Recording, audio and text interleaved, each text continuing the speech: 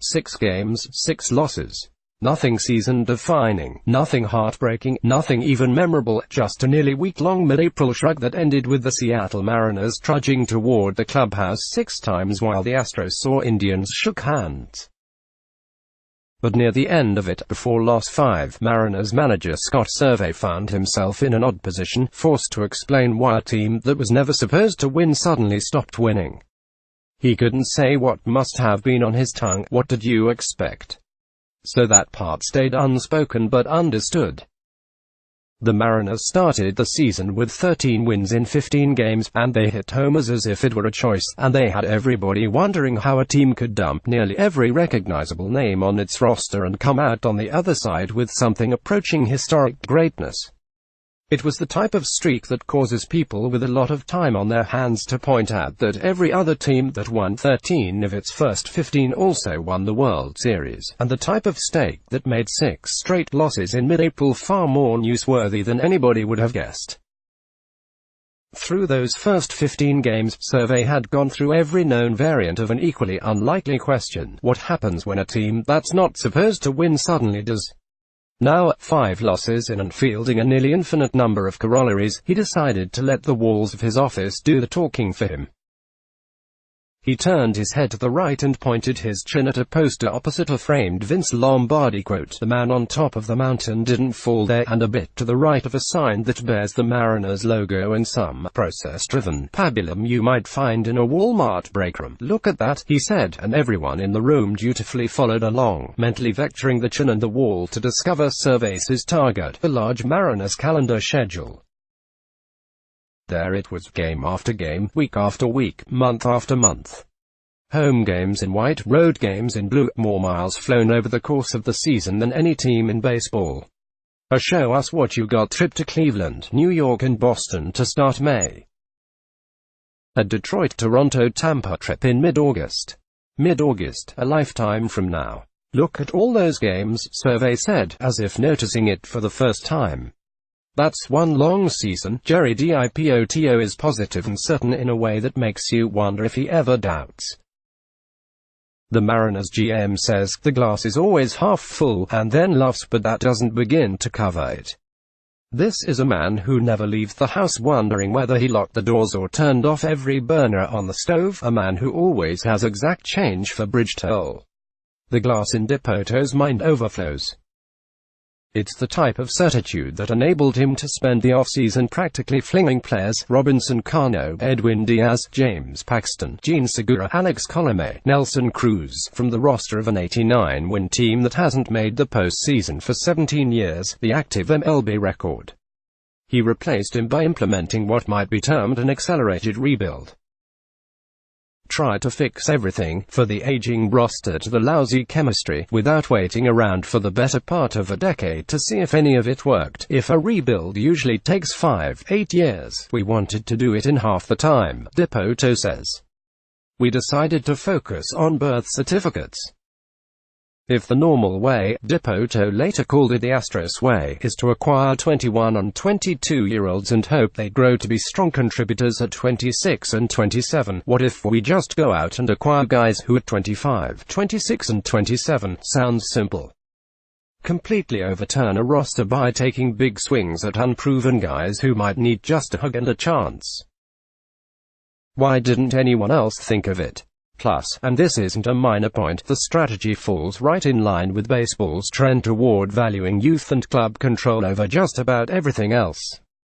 Players older than 30 feel the squeezed less money, fewer years, no more one final huge contracts out there to finish a career.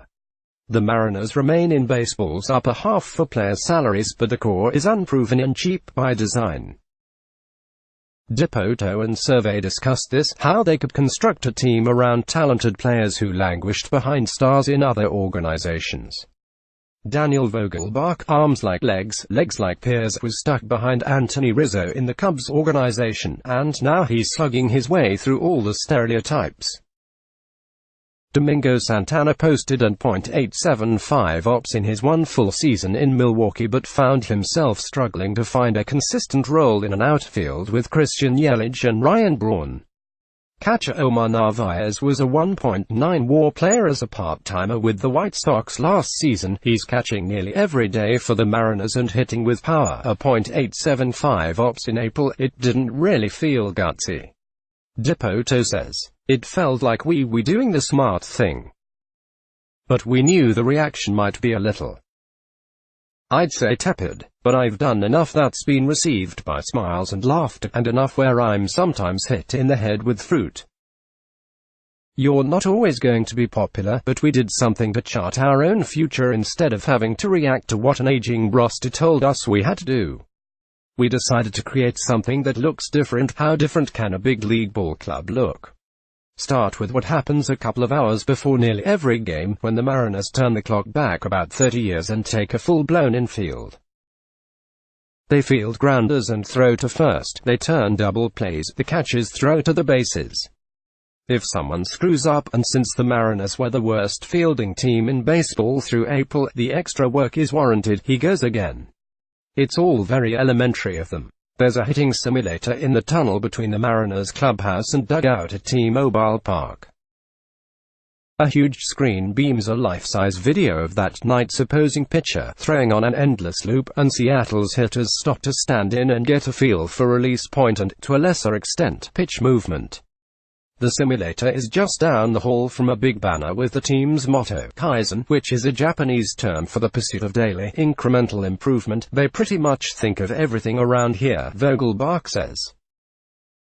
Even after another 4-game swoon, not unlike the one Survey deflected in April, through the season's first 32 games, the Mariners lead the majors in every meaningful offensive statistic. They went 18-14 and averaged nearly 6 runs and 2 homers per game, and the production was as much patience as aggression. The Mariners' analytics department brought a new focus on pitch location and strike zone awareness, not only whether a pitcher is more likely to throw certain pitches for strikes, but where those pitches are most vulnerable within the strike zone. The new approach is best exemplified by second baseman D. Gordon. This year, he has worked 6 walks in his first 111 plate appearances. Last year, 9 in 588. For a sport that prides itself on the daily dirge of failure and repentance, it's a convivial atmosphere. Sage vet J. Bruce and Vogelbach, seriously, it's impossible to overstate the size of the dude's glue stick. Biceps are inseparable at one end of the clubhouse.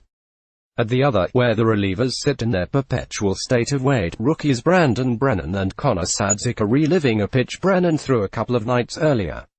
"Dude, I was sitting down there and everybody thought it was a slider," Sadzik said. "I had to tell him, that's his changi up. We know there are a lot of people who don't think we're going to be any good," outfielder Mish Haniger says. "Because of that, everybody in here roots for each other." Haniger is a 28-year-old outfielder who might have started this whole thing by being warehoused behind A.J. Pollock in Arizona before being traded to Seattle after the 2016 season. He's now as close as the Mariners get to having a young, fully formed star. "We call Mitch our champion because he truly is," pitcher Marco Gonzalez says. "On and off the field, he does everything the right way. He cheers for everybody, and he's one of the best teammates." Champion. In the context of a big league clubhouse, where the sarcasm is omnipresent if not always elevated, could they be serious? "It's not at all sarcastic," Gonzalez says. "Every time he gets a hit, we're like, that's our champion, that's our guy." Haniger reacts about as enthusiastically as you might expect. "I ignore it," he says in a polite tone that still manages to suggest he will also choose to ignore further questions on the topic. "I will say, though, I did talk to some guys in the off-season about making sure this isn't one guy's clubhouse. We knew we had to make it the whole team's clubhouse." On a colder than it looked mid-April evening, pitcher Mike Leake lay on the clubhouse carpet, stretching out before a start against the Indians. He's 31 years old but looks as if he could have ridden a skateboard to the ballpark. In a few hours, he'll walk off the mound after giving up 2 runs over 6 innings in a game the Mariners will lose 4-2 the next afternoon. Leake says, "The way this team is built seems to be the business way to go right now. There are still some guys at home who could help a team compete, but the way they like to run it here is a business style. You can either accept it and play the game of baseball, or fight the system and they'll probably ship you out. They're trying to push the young. It's cheaper for them and it's more pliable. A veteran guy is going to want to do things his way. He's not going to accept new information if it's not going to make him better. Leak wasn't naming names, probably because it was unnecessary. A bullpen as untested and inconsistent as Seattle's could use the unsigned Craig Kimbrell at the back end. A rotation assembled with as much twine and wire as Seattle's could drop Dallas Keuchel into the number 2 or even number 1 spot and be at least 2 games better over the course of a season. If we did sign them, then we would please the analytical world and the Twitter world, Dipoto says. Could Kimbrell and Keuchel, unsigned into May, possibly be cheap enough for the Mariners to be interested? I have no idea, Dipoto says. We're swimming in a different pond. Right now our pond is Connor Sadzik, it's Brandon Brennan, it's Omar Narvaez. It's finding guys who need an opportunity and giving it to them. Young, cheap and desperate for a chance is the new market inefficiency. Sadzik is a 27-year-old rookie who walked 11 in 9 1/3 innings with the Rangers last season and was acquired in an April 1st micro-trade after he was designated for assignment by Texas, where some might see stuff that behaves like an irrational toddler, a fastball that tops 100 miles per hour, a nearly unhittable 91 miles per hour slider that has found a backstop or two in its day. Dipoto sees the kind of prodigious talent that just might mature into a closer. Dipoto's standard introduction, one he used with Sadzik and backup catcher Tom Murphy, who was released by 2 teams this spring, reflects both his relentless optimism and his father Damian outlook on player acquisition. It looks like you're a big league player who hasn't been given the opportunity, he tells the new guys, and we're going to give it to you. Narvaez, a catcher traded from the White Sox for Colome, says, that meant everything to me. Everything I've been working for. It's almost like a dream come true to be the number 1 guy. It gives me a lot of pride in myself, and now I have to take care of it and take advantage of it. The gratitude expressed by several of the new Mariners underscores the motivation behind Dipoto's frenzied offseason, flushing the toxins from the team's system. Despite the 89 wins last season, the entire enterprise went from stale to poisonous. Games would end, win or lose, and everyone would disperse like employees and not teammates. Not many team gatherings, Gonzalez says wryly. The tension peaked in early September, when Gordon and Segura fought in the clubhouse before a game. The first half of last season couldn't have gone better for us, Dipoto says. Everyone was excited about it, but then the lights would go out at the stadium, the guys would grab their food and head out. Then they'd show up the next day for batting practice. The second half of the season, when we weren't getting the same breaks, you could see the fractures.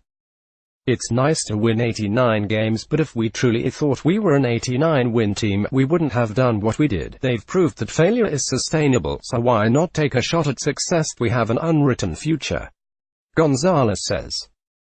And I think we're all on board with writing the best one that we can. The schedule, all those games in all those places, looms out there in the distance. All you have to do is follow the chin. But no matter where the endless blocks of blue and white boxes ultimately lead, they'll never erase the rarest of species, the baseball team that managed to pull off the wildly entertaining rebuild.